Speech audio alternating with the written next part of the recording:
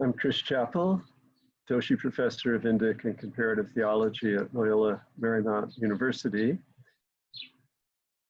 talking today and inviting us to participate a bit in Jain forms of meditation. In addition to being known for their practice of ahimsa, of nonviolence, Jains put forward, probably next to the Abhidharma of Buddhism and the detailed sections of the Sankhyakarika of Ishvara Krishna, these traditions, the Buddhist tradition, the Sankhya tradition, and the Jain traditions, were very, very specific on the operations of karma. And by the 4th, 5th century, there was a scholar called Umasvati who wrote a text in 10 chapters, very much in the sutra tradition as we find with Patanjali. This text is called the Tattvartha Sutra. And it's a masterwork of concision and detail. And it very concisely explains how karmas lodge within the human body, how karmas push forward life forms to take different expressions, whether they be elemental, microbial, nagoda, animal, or human, and how life finds expression in the infernal regions of the 7 hells, the neutral region, if you will, the Madhyastha, the place in the middle of Jambudvipa, planet Earth, and how life forms find expression in all variety of at least 32 different possible heavenly realms. And how it is also blessedly possible for the jiva to rise above it all into a place called the Siddha Loka. And the Siddha Loka, above and beyond even the heavens, certainly beyond the realm of the 7 hells, but accessible only from the Madhyastha, accessible only by beings who have taken birth on the Jambudvipa, on the earth realm. For them to, through direct human experience, through the enactment of a vision, a correct vision, a samyak drishti, a dawning realization of this delicate niche in the cosmos that we occupy, to with that insight commit to the way, the path of nonviolence, and to gradually, one by one, allow the karmas to dissipate, to allow all of, and there's 2 important words to remember that are used in all of these meditative approaches to what is best possible in life, to actively resolve all of the samskaras,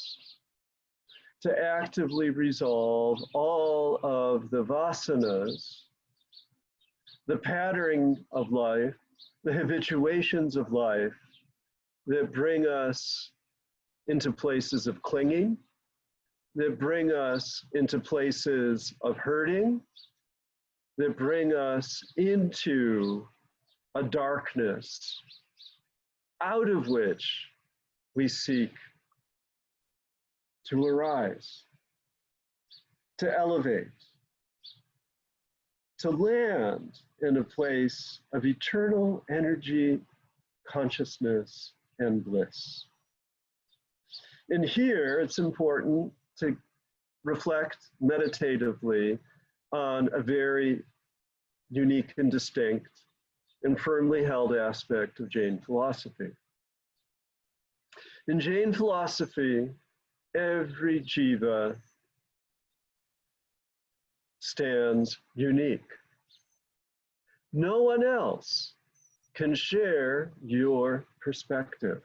No one else has held the trove of experiences that you've gathered, not only over this lifetime, but over so many other prior lifetimes. No one else can sort them out.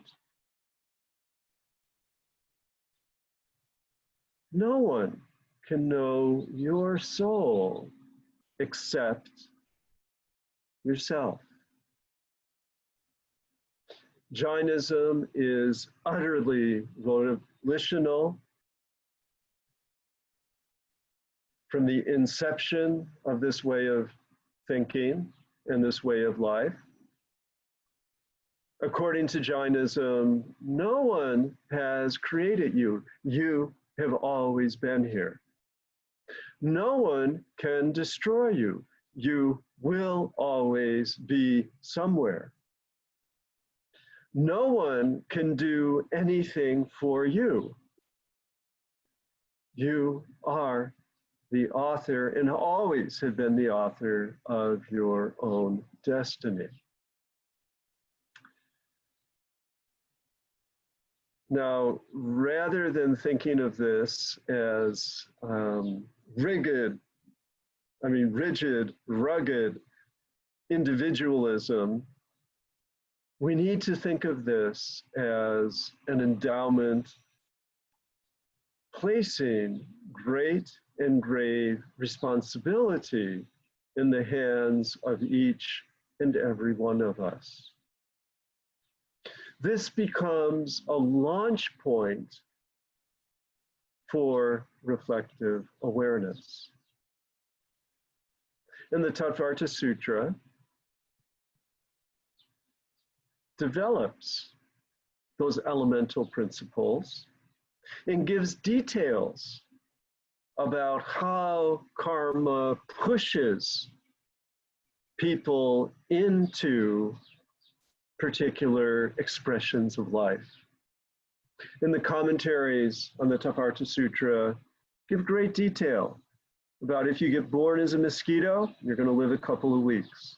If you get born as a rock, you're going to live 22,000 years. If you're given a blessed human life, you could live as long as 100 years. And the biology of it all is based on field biology, is based on observations of the rising of things, the rising of life in all myriad forms, and then the transition of life into a new and different form. So from this, we find a commitment to jiva, a commitment to Atman, a commitment to the enduring presence of self. Quite unlike Buddhism, which emphasizes the abnegation of self.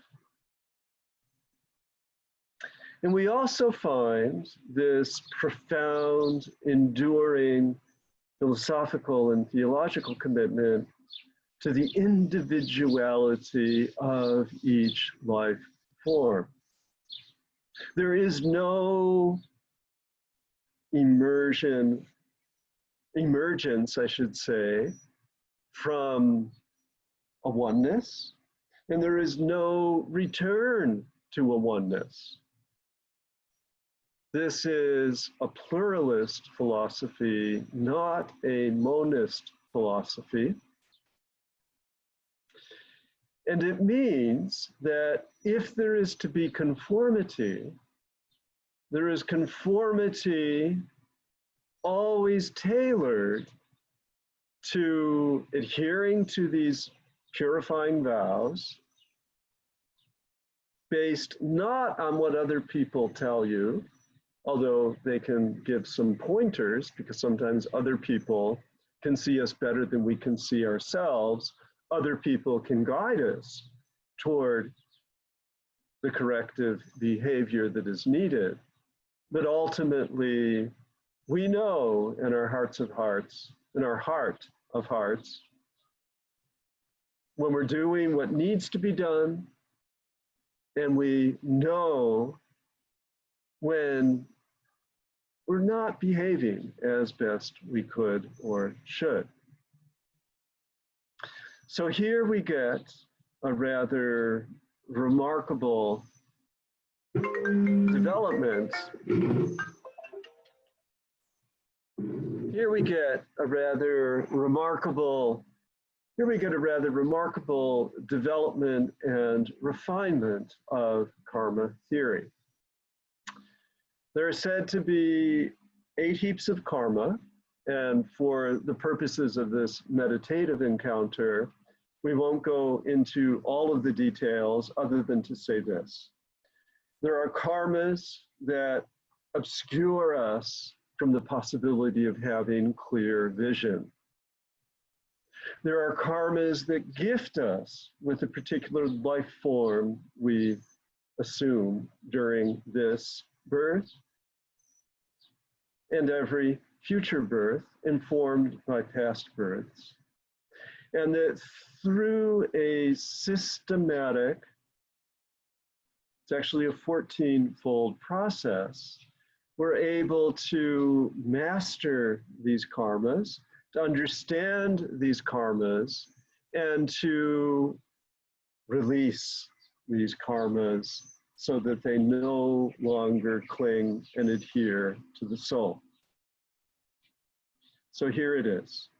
The soul is surrounded with the particulate material comprising karmas. Energetic in a certain sense. These impulses that we have move us out into the world to grab and to hold particular expressions of life.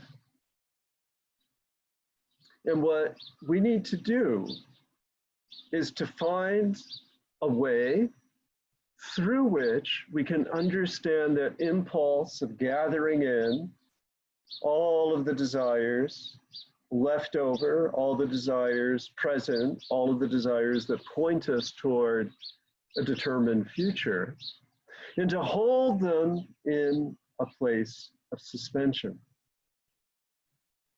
To stop them from flooding in again and again and again.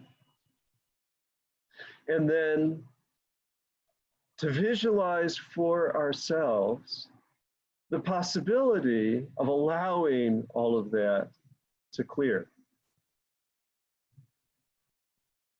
Allowing us, at least conceptually, to know in our heart of hearts what it would mean to be unencumbered by that word ill-spoken, to be unfettered by having struck out in violence.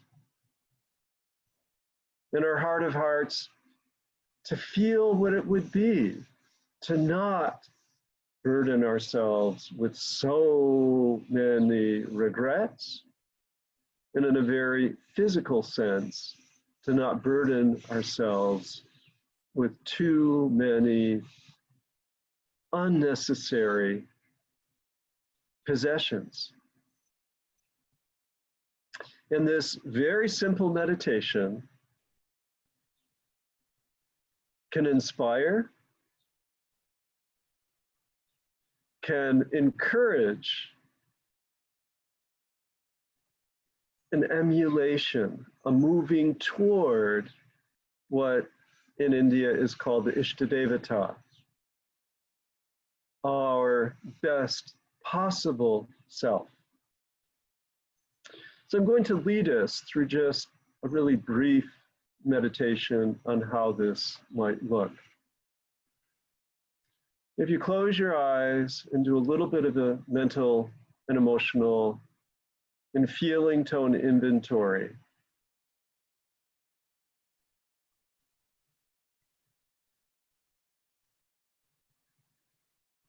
about impulses and behaviors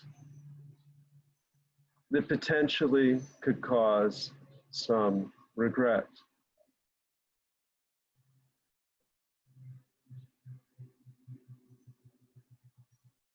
To think about one's place within society,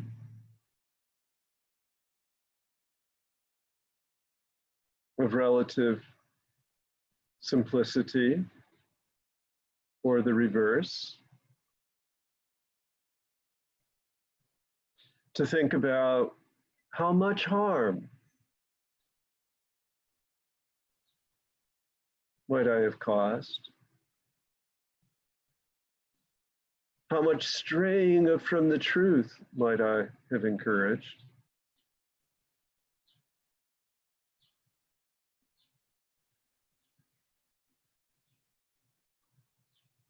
How much merit, punya, can be found in my behavior? How much apunya, how much viciousness underlies my motivations? And this discernment, this process of parikrama, allows us to gain an intimacy through honesty of that vibration tone through which our life finds expression. And there's a beautiful Jain practice called Kayot Sarga.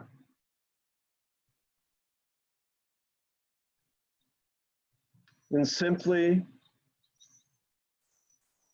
if you are able, stand with your arms just a little bit away from your body.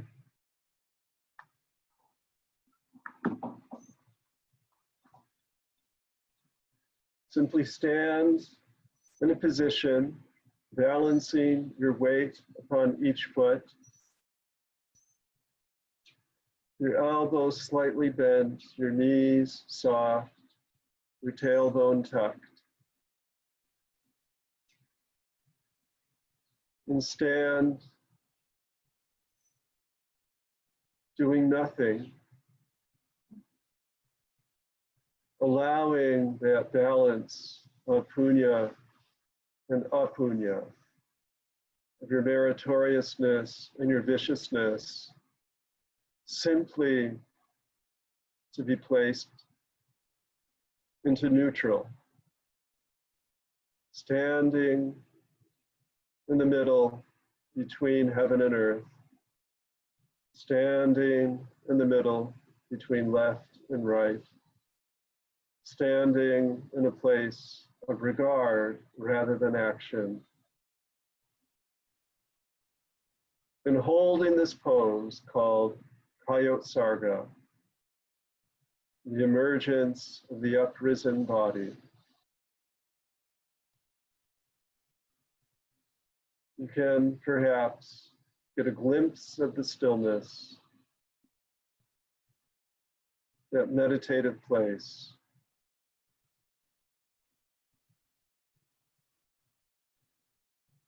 That resembles the Siddhaloka,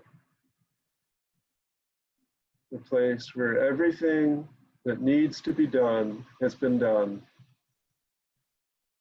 that everything that needs to be given up has been given up, and we can dwell if even for merely a moment, in a place where we feel our energy, in a place of consciousness, and in a place that can lead to a state of bliss.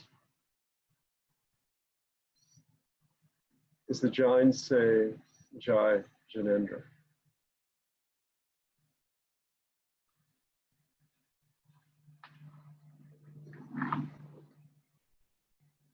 Okay, we'll take a little bit of a break there.